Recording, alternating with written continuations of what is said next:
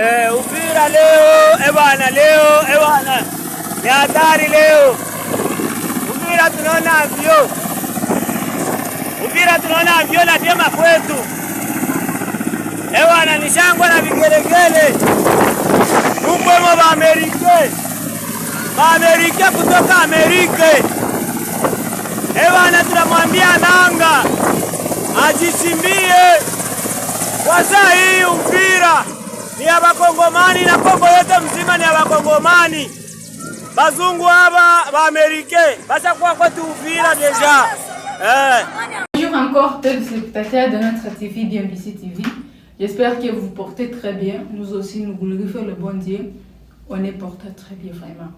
Je vous salue au nom de Jésus-Christ et tous celui qui est Dieu incroyable et aussi pour les musulmans. Je vous salue, alhamdoulilah. Ok, merci beaucoup.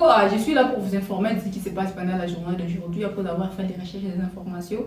Comme vous le savez très bien que les informations, c'est notre travail pour vous informer, vous les auditeurs auditrices de notre TV BMBC TV. Maintenant, aujourd'hui, on a trouvé 4 apôtres essentiels.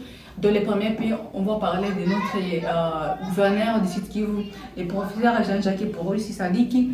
Il est arrivé aujourd'hui le 23 janvier à Uvira. Il a été accueilli par la foule d'Uvira, par la population d'Uvira. La population d'Uvira a montré son amour, a montré donc ils ont fait l'accueil est très généreux, donc de lui montrer que vraiment nous sommes contents que votre arrivée soit une bénédiction pour nous. Et là aussi l'arrivée du gouverneur, déjà ça confirme très bien que la ville d'Uvira est déjà libérée par les Wazalendo, mais aussi par la force et armée congolaise, les FARDC. Donc, on voit seulement l'arrivée des missiles pour nous, ça nous prouve que vraiment la ville est sécurisée déjà.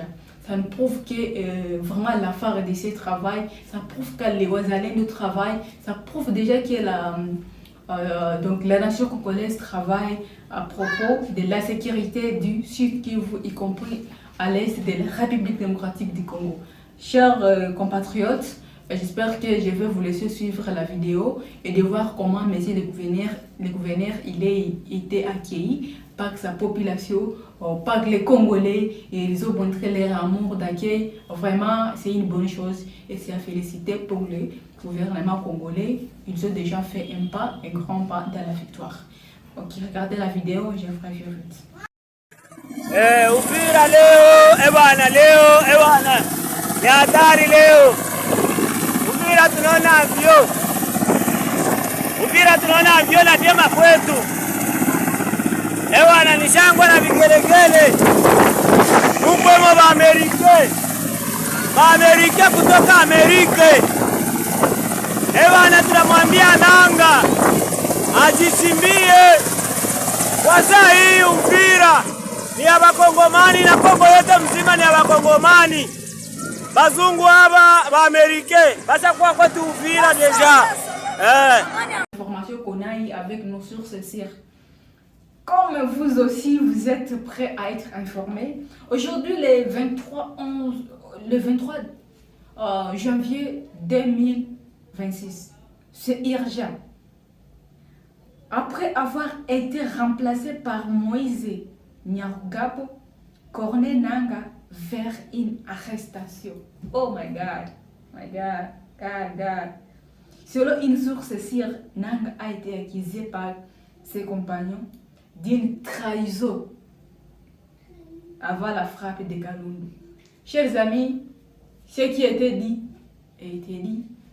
Nous pensons que cette information, ce n'est pas moi seule qui est en train de vous le dire à cette heure. C'est l'information qui est à la une. On a bien dit que M. Corneille Nangaa a été remplacé par Moïse Nyarugabo. Et que pour nous, c'est une victoire. Parce que c'est lui qui conduit. Donc, moi, je vous disais toujours que les gens, les Congolais qui sont là-bas, sont des étiquettes de quoi? De la rébellion. On les utilise seulement pour être les étiquettes. Mes chers amis, aujourd'hui, voici, il est déjà arrêté. Il est déjà remplacé par une autre personne. Déjà, ça montre que dans FCM 23, il n'y a pas la paix. Il n'y a pas l'avenir. Ce sont des gens qui sont là pour leur propre vie, pour leur propre avenir, pour leur propre mission. Ils savent de quoi il est en train de faire. Et maintenant, voici, après la mort de de la chargée de communication, voici maintenant Nanga qui est arrêté et qui n'est plus sur la place d'être coordinateur de la FCM23. Chers amis, pour les Congolais, pour nous c'est une victoire parce que quand on dit qu'il est remplacé, pour nous, donc, il a trahi. Et maintenant je vous dis que bientôt Nanga va demander pardon à la population congolaise. J'espère que c'est un fils du pays. Et il sera condamné par la loi parce qu'il doit décider la loi. Mais tout ça a été fait. Oui. Maintenant, nous parlons aussi encore du porte-parole de Banyamulenge. Merci beaucoup. Nous parlons aussi des porte-parole de Banyamulenge qui a désormais démenti tout ce qui s'est passé à Uvira par le M23 en accusant que les Banyamulenge sont demandés de partir avec le M23. Il a dit c'est faux et archi faux. C'est sur la politique de M23 pour vouloir toujours garder leur combat et pour dire que la guerre continue à cause de Banyamulenge. Mes chers amis, ici, ce que je vous dis, je vais vous laisser suivre la vidéo du porte-parole de Banyamulenge. Lui-même, il a assuré, il a dit que c'est faux et archi faux. Tous les Banyamulenge qui sont à Uvira, ils sont bien portés et ils sont en bonne sécurité vraiment. Ils sont protégés par l'armée congolaise, ils sont protégés par les Wazalendo. Mais tout ce qui est parti avec les M23 souffre leur vie là-bas. Donc mes chers amis, il faut être vigilant dans cette affaire. Quand chaque jour nous vous disons que la politique c'est de la vie chimbo, il y a celles qui vous utilisent pour gagner leur vie ou pour faire ses propres vies, donc que ce soit une vie riche, une vie. Et puis vous, la population, vous resterez toujours les victimes de la guerre. Soyez prudents mes chers amis. Et aussi, pour terminer la vidéo, je vais vous laisser. Tunaishi mubaya sana, watoto hawana chakula, hawana soins medicaux juu hawana madawa, wanagonjwa na hivi ambao wanalazwa kwenye hospital. Tuko na wajawazito ambao wiko na avorte, wengine wanazala hawana hata na maternite kwa batazalia, na wazee na wengine wanalala mbaya. Kuna kuta familia moja na akeile umwe 5 famille kuwe chambre salon.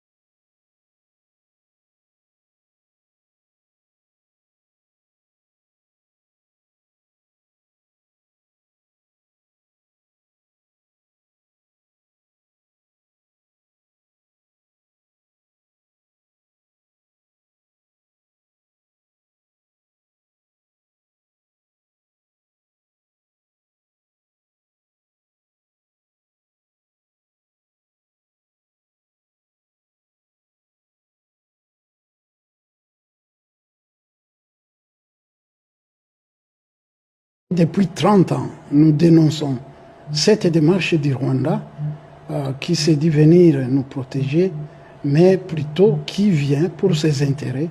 Et ses intérêts sont connus, c'est venir et piller les ressources du Congo et surtout, nous les Banyamulenge, nous faire partir du Congo. Ce qu'ils ont fait à Uvira, c'est un plan qu'on a dénoncé depuis 30 ans, puisqu'ils nous l'avaient même annoncé en 1996, qu'ils veulent nous déporter, nous amener au Rwanda, et nous, on continue à résister jusqu'à aujourd'hui. Ce qui s'est passé à Uvira, ils sont partis avec une partie de notre communauté, mais il y en a d'autres qui ont refusé de partir. Le troisième message que nous avons à donner, c'est à toutes les communautés de ne pas céder à ces pressions du Rwanda pour que ces communautés se rentrent dedans et s'entretuent. Le Rwanda a toujours joué sur le conflit. Nous avons certes des conflits, nous avons des problèmes avec les voisins, mais le Rwanda les exploite, vient y verser pratiquement de l'essence, il joue aux pyromanes et aux sapeurs-pompiers. Je crois vous souvenez dans les médias internationaux, Clairon et partout, qui viennent protéger les Banyamulenge, mais justement c'est pour jouer sur certaines personnes facilement qui peuvent céder à cela, croyant que les Banyamulenge sont les portes d'entrée. Justement, à travers ces manipulations, comme vous les décrivez, certains présentent ce retrait comme un geste d'apaisement. Est-ce que vous êtes de cet avis? Nous sommes au courant, c'est une pression diplomatique que le Rwanda a demandé à ses hommes de se retirer. La bonne foi, le Rwanda ne peut pas avoir la bonne foi. Et d'ailleurs, ils ne sont pas loin d'Uvira. Ils sont à Sangue, à Kabunambo. C'est à peu près à 30 km d'Uvira. En principe, ils devaient rentrer au moins là d'où ils sont partis en occupant Uvira, c'est à Kamanyola, Katokota, à 75 km d'Uvira. Mais les informations que nous avons aujourd'hui, ils ont contourné la plaine, ils montent par les Mera pour continuer à occuper les hauts plateaux chez moi. Et donc, le Rwanda, nous savons qu'ils se sont retirés un peu à Uvira, mais les manœuvres, c'est que les pressions doivent continuer pour que le Rwanda, d'abord, les troupes rwandaises se retirent du Congo. Nous, les Banyamulenge, nous sommes triplement victimes. Le Rwanda nous instrumentalise, il arrive au Congo, il fait des victimes, nous sommes des Congolais, ensemble avec les autres Congolais, nous sommes donc doublement victimes. Voilà, en tant que notable justement d'Uvira, quelle attente pour les populations en matière de sécurité et de paix durable? Oui, on a approché les autorités ici à Kinshasa. En tout cas, vous avez vu même le communiqué du gouvernement. Ils ont mis en place un plan pour la sécurisation d'Uvira, puisque les jours où ils sont partis avec les membres de notre communauté, qu'ils ont obligé de partir avec eux, ça a pris du temps pour que les FARDC entrent, presque une journée. Et justement, comme ils avaient prévu un chaos qui pouvait aboutir au meurtre, c'est vrai, il y a eu des pillages, Dieu merci, il n'y a pas eu de morts. Quel message au Rwanda qui est accusé aujourd'hui de soutenir les rebelles du M23 et ses supplétifs? En tout cas, notre communauté, nous le disons depuis 30 ans. Nous disons au Rwanda de ne pas continuer à instrumentaliser notre communauté, ne pas continuer à exacerber les conflits qui existent. Le Rwanda vient pour détruire la cohésion avec les voisins. Merci Enoch Sebineza. Je rappelle. On suivi ça toute la nuit, mais en se retirant, selon nos renseignements, ils auraient laissé les personnes, des militaires, habillés en civil mais armés dans la ville d'Uvira pour organiser le chaos, pour organiser les pillages, pour organiser l'intimidation des minorités, notamment des populations Banyamulenge qui ne voulaient pas partir avec eux comme ils l'ont exigé. Eh bien, dans ces conditions, le chaos est tout à fait prévisible. Deuxièmement, je dois signaler ici qu'il se serait retiré aux abords d'Uvira, c'est-à-dire sur les hauts plateaux, sur les hauteurs, notamment à Kagongo. Il se serait retiré à Katongo sur les hauteurs, mais aussi sur Makobola 1 et 2 sur les hauteurs. Et l'idée était de braquer leurs armes sur la ville d'Uvira pour qu'ils puissent la réoccuper d'un moment à l'autre. Et troisièmement, il y a lieu de signaler ici que selon nos renseignements, lorsqu'il se